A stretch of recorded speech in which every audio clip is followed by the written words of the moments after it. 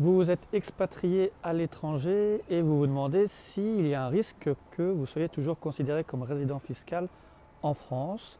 Alors cette vidéo est faite pour vous puisqu'on va détailler les conditions de la résidence fiscale en France au sens du droit interne.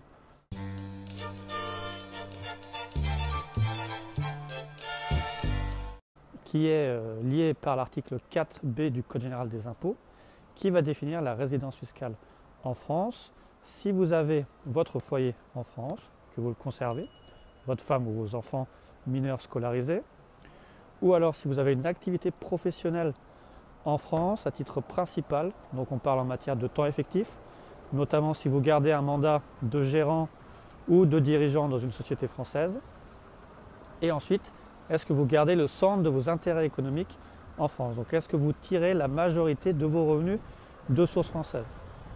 Et si vous remplissez une de ces conditions, la France, l'administration fiscale, peut estimer que vous êtes resté résident fiscal en France au sens du droit interne.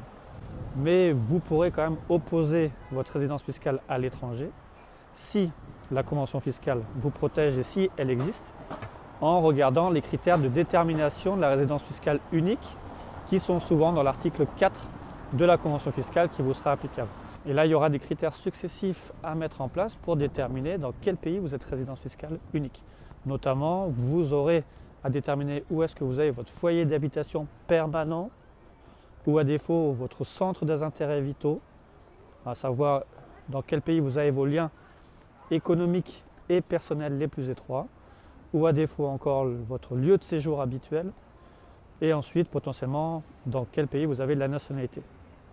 En tout cas, en général, on s'arrête assez souvent sur les conditions de foyer d'habitation permanent ou centre des intérêts vitaux, liens économiques et personnels les plus étroits.